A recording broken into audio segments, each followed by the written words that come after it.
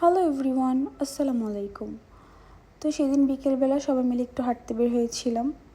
আমি, আমার ছেলে, আমার যা, আমার 2 বোন সবাই মিলে বাড়ির পাশে একটু হাঁটতে বের হয়েছিলাম বিকেলের দিকে।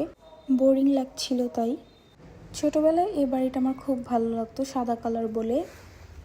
তারপর দেখি রাস্তার পাড়ে এরকম কিছু ফুল ফুটে আছে, অনেকটাই সূর্যমুখীর মতো দেখতে। জানি না এটা কী ফুল, তাই আমি ছিঁড়ে আমার ছেলেকে দিলাম। অনেক গুজে দিচ্ছিলাম বলে কান্না করছিল, তাই তার হাতে দিলাম। তারপর তো সে অনেক খুশি। আর এদিকে আমার বোনকে তার ছেলে হাঁটু গেড়ে ফুল দিচ্ছিল। তারপর হাঁটতে হাঁটতে আমরা ব্রিজের দিকে যাই। ছোটোবেলায় দিকে অনেক আসতাম, এখন তেমন একটা আসা হয় না।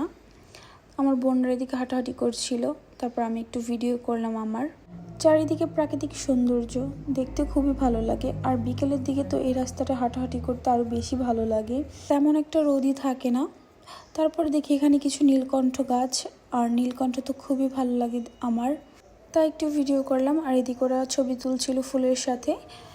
আর এগুলো কি ফুল, এটার নাম আমি জানি না, তোমরা জানলে কমেন্ট করো। আর এদিকে আমার বোনের ছেলে রাগ করেছিল, তাই ওর মা একটু হাসাহাসি করছিল। আর আমি এদিকে কিছু ফুলের ভিডিও করলাম। ভিডিও করার সময় চোখে পড়লো বাবুই পাখির বাসা। আর এদিকে আমার বোন আমার ছেলেকে নিয়ে হাঁটছিল। কোথাও গেলে ওই আমার ছেলেকে বেশি রাখে।